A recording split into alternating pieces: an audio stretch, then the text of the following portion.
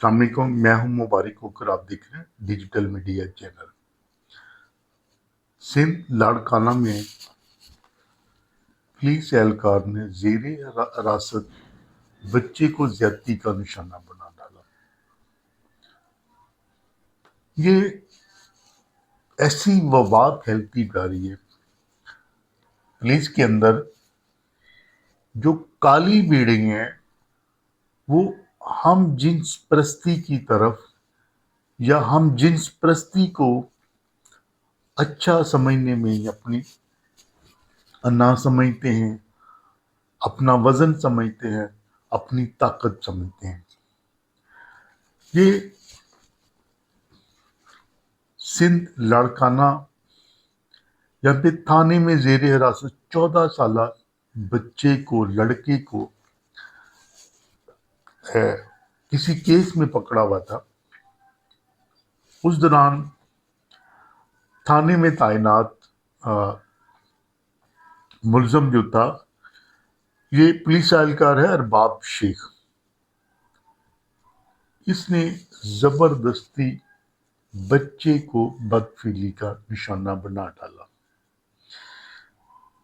جب یہ خبر سامنے آئی، وہاں کے علاقہ میں یہ خبر پھیلی، تو بچے کے والدین نے پھر اپلیکیشن موو کی، جس پر ایس ایس پی صاحب لاڑکانہ میر روح القدس نے نوٹس لیتے ہوئے یہ جو ارباب شیخ ہے، اہلکار ملزم جو اب بن چکا ہے، اس کے خلاف قانونی کارروائی کے لیے آرڈر جاری کر دیے۔ اس کو پھر گرفتار کیا گیا۔ گرفتار کرنے کے بعد اس کو پھر حوالات میں بند کر دیا گیا۔ یہ بات یہی نہیں ختم ہوتی۔ دیکھیے، امیج، انسان کا نام جو ہے نا، انسان کس چیز کا نام ہے، آدمی کس چیز کا نام ہے؟ آدمی ہے اصولوں کا نام۔ اصولوں کا جو منبع ہے اس سے انسان کہا جاتا ہے۔ اب اس میں اچھے برے اصول وہ انسان کو کیٹاگوریکلی ڈیوائڈ کرتے ہیں۔ اگر آپ کے کردار، آپ کے اصول، آپ کا چال چلن ٹھیک ہوگا تو آپ پازیٹیو لوگوں میں شمار ہوں گے۔ اس میں ایک عام بندہ آ جائے، اس میں کسی محکمے کا، کسی ادارے کا ملازم آ جائے، پھر ہوتی بات عام بندے کی۔ تو عام بندے پہ اگر اس طرح کا کوئی مسئلہ سامنے آئے تو اس میں یہ ہوتا ہے کہ اس بندے کی حد تک بدنامی ہوتی ہے۔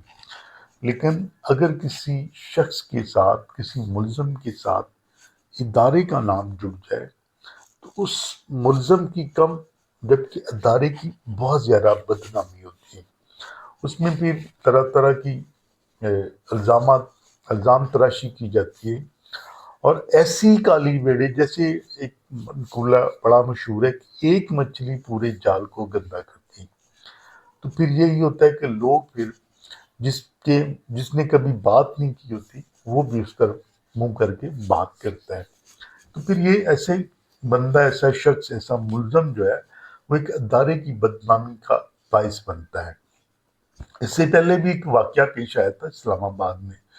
یہ جو لاسٹ منتھ کیا ہے، یہ 26 سپٹمبر 22/24 کو اسلام آباد کے تھانہ شمس کالونی میں تعینات تھا ایک، یہ سب انسپیکٹر سہیب تعینات تھا۔ یہ معمول کی گشت پہ تھا۔ اس دوران اسے 2 بچے ملے، جن کا ایک کا نام عبداللہ، اس کی عمر 12 سال ہے، دوسرے عبد الرحمان، اس کی عمر 11 سال۔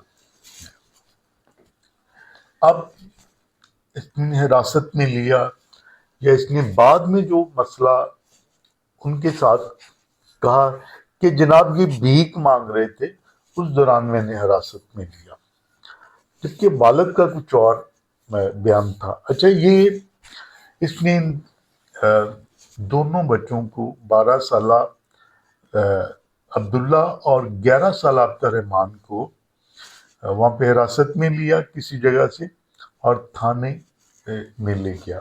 تھانے لے جا کر اس نے مبینہ طور پر شراب پی اور شراب پینے کے بعد دونوں بچوں کو بدفعلی کا نشانہ بناتا رہا. یہ کون؟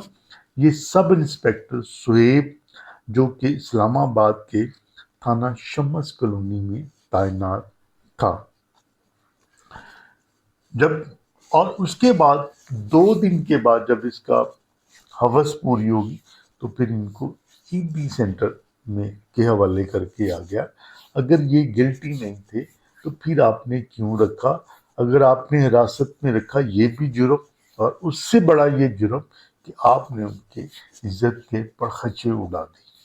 جو کہ اگر آپ سب انسپیکٹری پہ انسپیکٹر رینک پہ ہیں تو سب انسپیکٹر بڑا معتبر رینک ہوتا ہے پولیس میں اگر سمجھا جائے تو.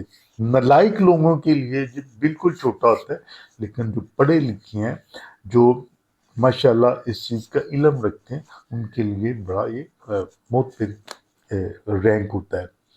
اس کے بعد اس شخص نے جناب ان کو پھر ED سینٹر چھوڑ کے آ گیا. جب والد کو پتا چلا، بچے گھر گئے، والد کو جا کے بتایا تو والد نے پھر IG اسلام آباد صاحب کو ایک اپلیکیشن موو کی کہ جناب یہ آپ میں کالی ایک بھیڑ ہے جس نے میرے 2 بچوں کو اغوا کر کے تھانے لے گیا تھا. اس نے مزید موقف اپنایا تھا مبینہ طور پہ کہ ایک نجی ہاسپٹل میں اس کا 2 یہ اور تیسرا وہ بیٹا جو تھا وہ وہاں پہ ایڈمٹ تھا، کوئی کسی مسئلے کی وجہ سے بیمار تھا. تو وہ یعنی کہ مدعی مقدمہ متاثرہ بچوں کا باپ وہ وہاں پہ بچے کی دیکھ بھال کے لیے تھا، اور ان کے ساتھ یہ 2 بھی بچے تھے. انہوں نے باپ سے پیسے لیے، ہاسپٹل کے کمرہ میں باپ موجود تھا، اس سے پیسے لیے اور ہاسپٹل کی کینٹین سے جوس لینے کے لیے گئے ہوئے تھے. اس دوران اس نے کینٹین سے ان دونوں بچوں کو اغوا کیا بطور متاثرہ بچوں کے باپ کے مطابق.